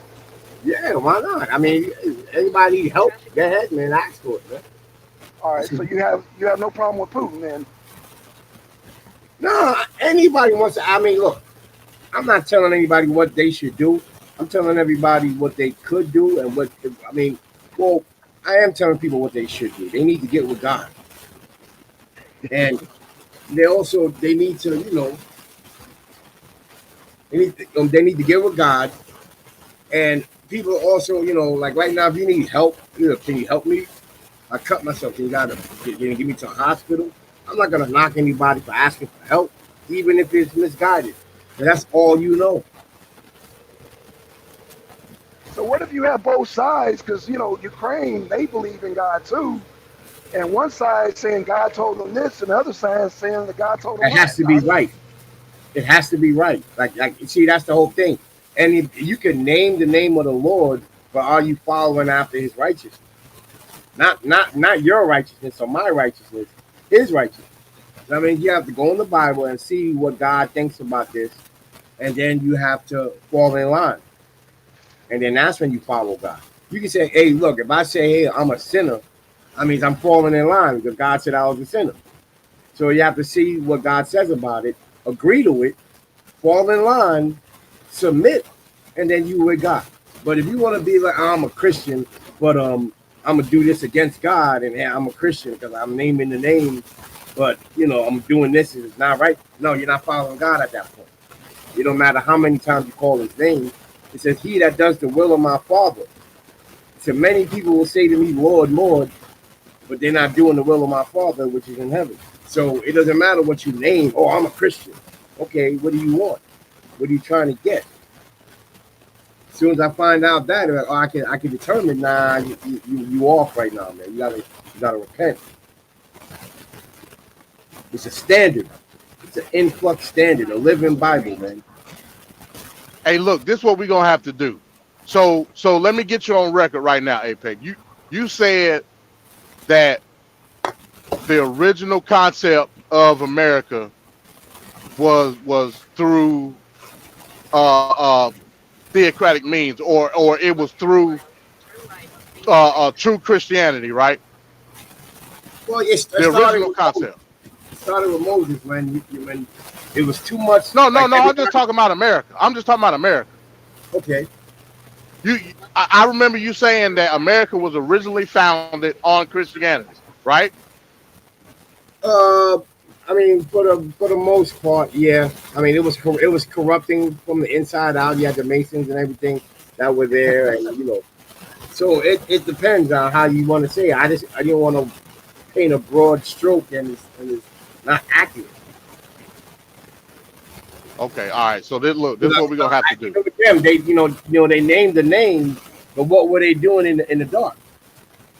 So basically, MD, him and Yang are in agreement. they're in agreement how this country started. So shout out to Yanga, shout out to Gideon. Y'all are pretty much lock and stock. And I'm saying that's not the case. But okay, I would Yeah. like to do a 2-on-1 debate. Yeah. What we gonna have to do? What we gonna have to do is I'm gonna hit you in the DMs, Apex. One of these days we're gonna have to get you on a stream, and we're gonna have to dedicate a stream to just that topic. No doubt, no doubt. Just of was America founded on Christian principles? I would love that discussion. And I like I said, I'm gonna get with you, man. We gonna get that going. Cool.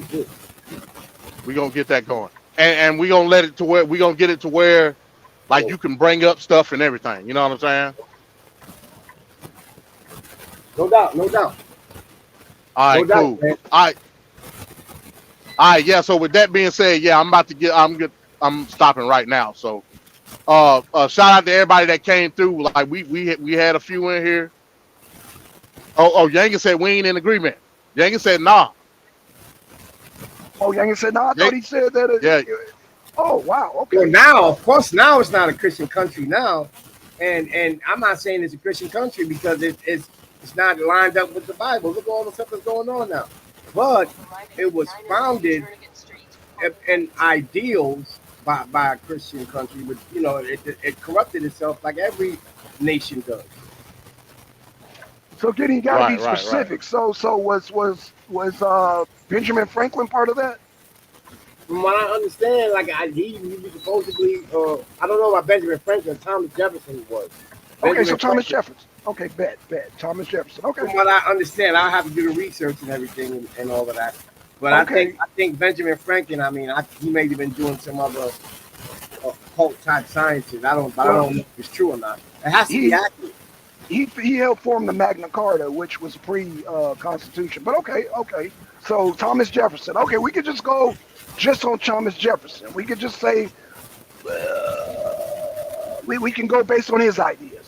Yeah, but and Younger saying that it was never a Christian country. That may be the case, but it had a lot of inspirations of that, But like I said, the only country that really did it with God's stamp of approval was Israel back in the day, ancient Israel.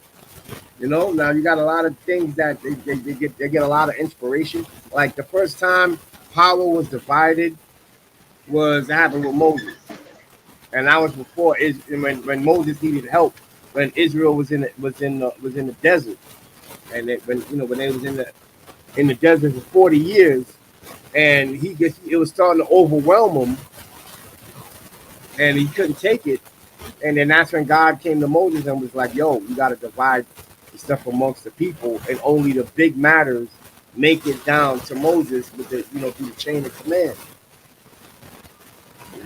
But then that's when he set people in leadership to handle it. So it wasn't just whatever the king says, and this nah. It was like, okay, that's too small a matter for it to go to Moses, but he deputized me to handle it.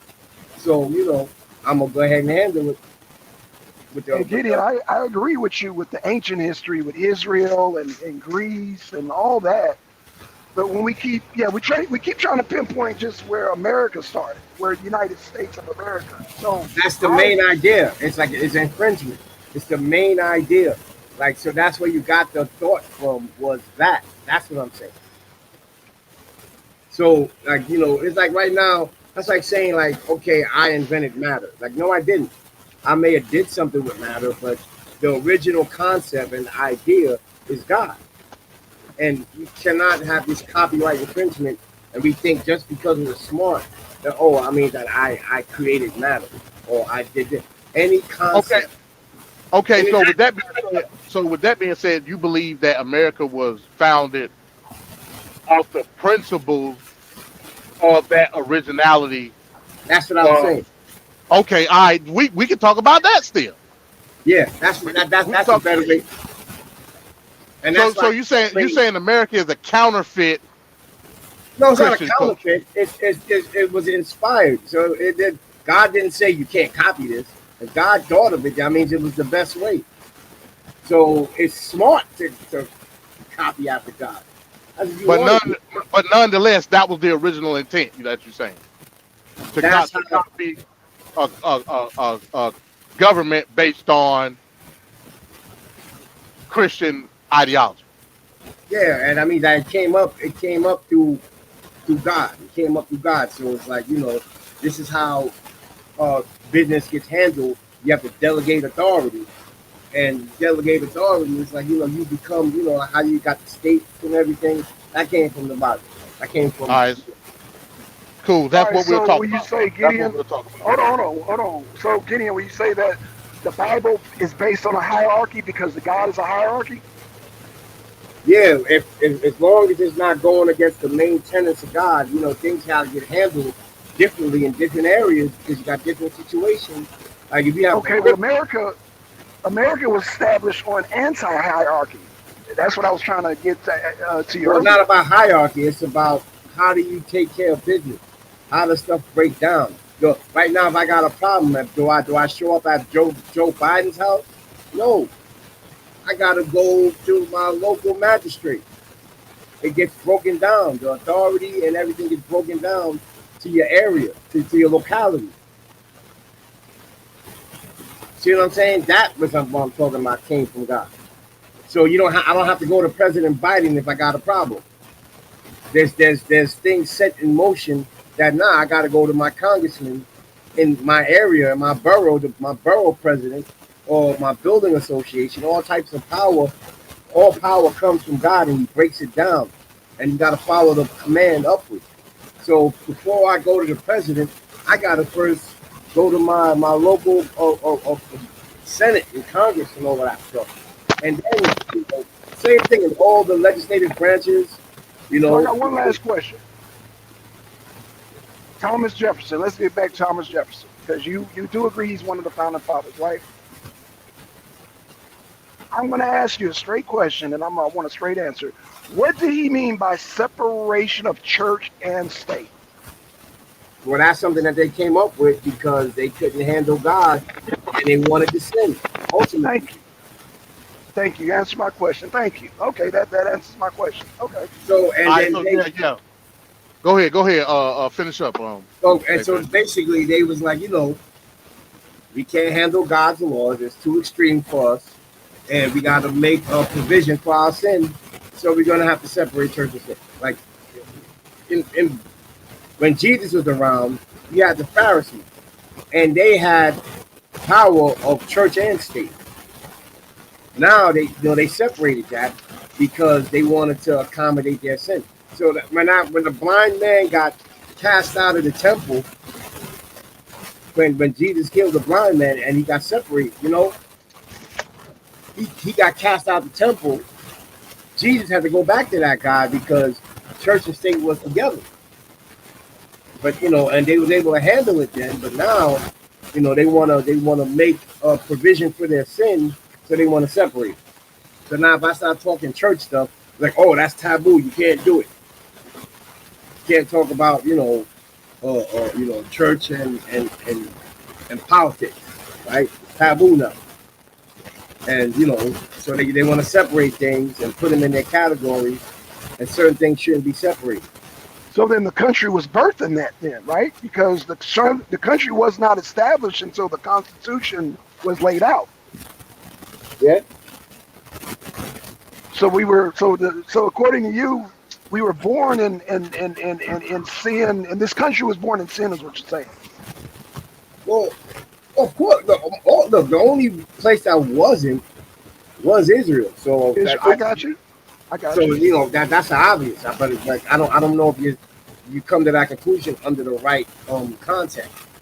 Every country was messed up like that, but every country got something from God because God is the originator of all of this stuff. So God, and then the devil who got it from God too.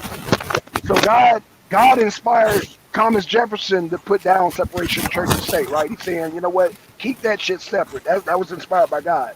Now, why would God do that? I don't know. You tell me. That's what I'm saying. He's not going to do that. Why would he separate the church and the state? You see, all the stuff that's happening now is because of that. So was this country born before Thomas Jefferson put that in writing, separating church and state? Well, it was being developed, so that was the progression of the country, and then it was in this embryonic state. But once the Gideon, when officially was this country officially established? When they signed the Constitution, but then also you didn't even have the 50 states, so the country's always in flux. Okay, so when they signed that into the Constitution, the separation of church and state was put in there before it was official. I'll have to go back into the research, but you okay. You're trying to hold me to a point and then be like, hey, I got you. No. I'm not trying to do a gotcha moment. I'm just saying that Thomas Jefferson, before this country was even birthed, they made sure they put in separation of church and state because of what they were going through with King George. King George. I mean, if that's, I don't know if it's accurate or not. I have to look into it. It's accurate. But you can look into it. Yeah, it's accurate. Because I don't want to agree to anything that's not accurate, and I'm still learning. I don't know everything. I don't have all the answers. No. I'm not saying that. No. Like, again, this is not a gotcha moment. I'm saying before the country was established, the Constitution. So we both agree that the Constitution was finalized and the country was born. Correct? I believe so. I have to. Okay. Do you believe that Thomas Jefferson put the separation of church and state in that Constitution? I don't know. I have to look it up. I don't want to say. No problem. Okay, no problem. Okay. If I don't know, I don't know. Okay, no Because problem. when it actually happened, the official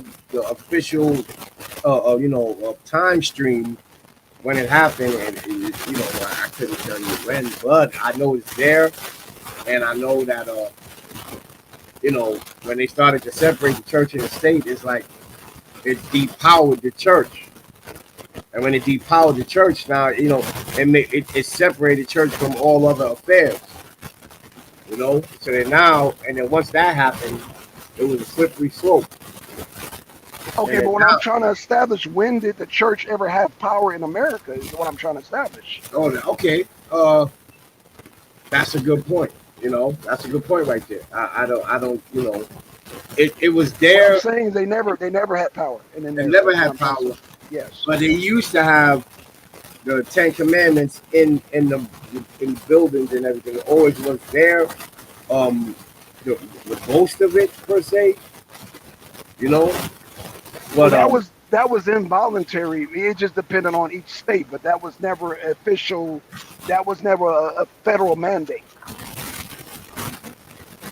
I mean, it wasn't a federal mandate, but they used to swear. They used to swear on the Bible and stuff like that. Like that was always like the high authority within this country. Like they would swear on the Bible, and the further we go back in time, even in this country, the more the Bible and God meant something. But of course, in these times, it's prophesied that you're gonna have the Antichrist coming up, the New World Order. So now these things are just eroding away, which is all prophesied. It's gonna get bad. So again, I gotta ask you. Okay, so the Bible, you're talking about King James, correct? Any Bible, I go with the original thing. That's fine. What I'm saying is that when they said here in America, when they said screw the king, that means everything that came with the king. So the Bible, the English version was King James, and then you had King Charles III, you had King George. Basically, when they were saying screw the monarchy, screw everything that came with the monarchy. And the monarchy in England, they were the authority that made the translation at the time. So basically, if you say F the king, and F everything that the king represents. So they were rejecting everything that the king represents. So that included the Bible too.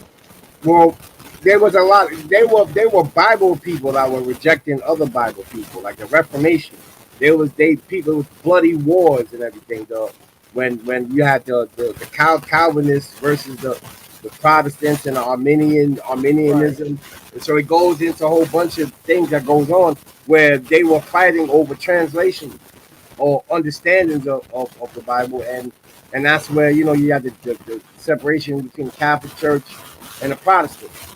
Martin Luther had to nail the Right, thesis. that's correct. Yeah. Yeah, so it's just like it's a whole bunch of other stuff, and you keep on. I don't know if you kind of lump everything in, like it was a lot of fighting, but there always was a righteous path, and even the people that started out good, they ended up bad. Like Martin Luther started out wonderful, but he got corrupted. Calvinism, they got certain things, the tulips, they got certain things that were good, but then they got things that were bad, and kind of because they were so proud, they wanted to, they thought they could understand God more than God, and it's like, nah, you gotta allow God to be God, and they try predestination. If you're saved, then you can't be lost. Well, how do you know that? You're trying to say what God knows. It's like, and many people died. God is a hard sell to America because we were born in the Constitution. Like I said earlier, we were talking about how people go to different countries because of the Constitution. Within that Constitution is separation of church and state. So it's going to be God is going to be a hard sell. You're trying to convert this country that has never been a theocratic country into a theocratic country. That is going to be a hard sell. No, you're right about that. But I'm trying to tell you that you're right in the sense that the people were supposed to be in charge, right? But that was an overreaction to something else that was wrong. And that's all humans do. They overreact to things that were done wrong. So if I punch you in the face, now you want to chop my head off. So it's like, it doesn't line up, man. Okay, punch him back in the face at least. Nah, I'm going to chop his head off. And I'm going to kill his family too. See what I'm saying? So, okay, yeah, you wanted retribution for getting punched in the face, but then you chop my head off and you killed my family. It doesn't line up. These are overreactions. So look, like I said, this is what I want to do. I want to try to get a show together where we can compare and contrast these concepts and how they tie into the constitutionality of America. Like that'll be a great discussion. And like I said, I come up with different scenarios or whatever. It has to be, and we can back them up. It has to be in order. Like you have, like Jesus says, do not judge according to appearance, but judge with righteous judgment. And we have to, everything has to be measured out, but the best judgment is done by God, obviously, and he's over the things that happen. But you can't just, because you got power, overreact to something and okay, I'm gonna kill this fly by destroying your building. Like, come on. So then I gotta ask Indeed this one more question. question. Hold on. Okay, go ahead, Indeed. I gotta No, because like I said, I'm finna close it out because I'm finna get loaded. Okay, no problem. Okay. Unless you gonna rock out while I get loaded, like something. But No. I just want to ask a question. I mean, is this, go ahead. Is this an informal debate? That's all I want to know because I want to make sure. No, it's just a discussion, man. It's just discussion. I don't really debate. Okay. Bible told me not to debate, really. Oh, okay. I just want to make sure. Okay, it'll be a general discussion. Okay, I just want to make sure. But it's gonna be confined. It's gonna be confined to that topic, though. You know what I'm saying? And you know what? And this, Okay. let me put it like this: even in the church, there's order. You can't. There has to be order, but then it's all under God. So you got, you could be a prophet, you could be whatever, you could be a pastor, you could be an evangelist. Everything, there's certain order. When there's a problem, there's certain thing. Okay, you go to the first elder, then the elder might send you to the pastor. But at the end of the day, all of that's under God. You see what I'm saying? So I think that may be a better way to the modern day church in America to bring it to up to today. When you go in a church and there's an issue that comes up, they are contingencies that are in place to handle it. And and then you stay within those contingencies, you're good. You're following God's mandate. But if it requires more, then you just got to bump it up.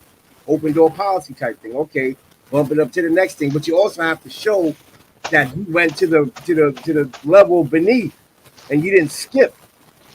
Like that happens at my job. Like I can't go before I go to the union downtown, they're gonna be like, okay, when did you go to your chapter chair at your location? You see what I'm saying? And that's to be like, no, you can't come to us. So it has to be an order that you show that you exhausted, and you have to go up like steps. It's not just, hey, I'm important and I'm going to the top and I'm skipping the steps because I think that those people are corrupt.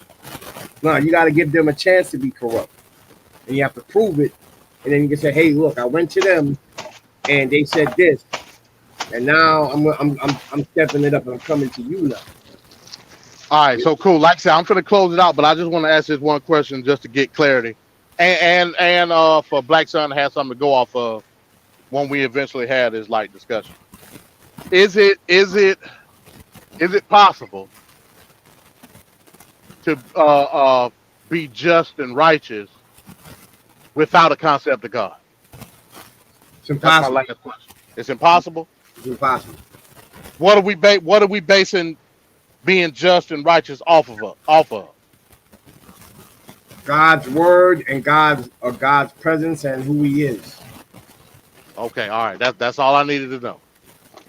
I'm about to close it out. I get up with you, man. We'll try to set that up for a time and a date. Apex. We'll try to set that up. Cool. Like Hey, I think, yo. Anytime. All right, no doubt. Yeah, we're gonna try to set that up because I think it'll be a good discussion to have. Yep. Especially dealing with how we look at the Constitution, how we look at certain laws, and how we define them and what we base them off of. You know what I mean? And you can break it down to every instance. Like it doesn't have to be all the way at the top. Yeah. Oh yeah. That's what I'm gonna do. I'm gonna break it down instant by instant. Yeah, we can do that too, but I'm just talking about in terms of how we view certain laws in the country. Like I'm gonna bring specific laws, specific statute, and we're gonna try to tie that into righteousness in the eyes of God. That's what we're gonna try to do. Here's the best way to put it. If you come in my house and I say take off your shoes, who are you to tell me no? I have jurisdiction. I got jurisdiction in my house. So God respects that. So if this is your house and I tell you to take off your shoes, you can't go to God and be like, God, I want mine to keep my shoes on. God's going to tell you that's His house. I gave it to Him. He has the right to tell you to take off your shoes. And if you don't agree with Him, He doesn't want you in there. Then you don't have a right to go in there. God gave it to me, and He gave me that authority, what He has given me. Now, if He didn't give me that authority, I can't tell you what to do with something that is not under my authority.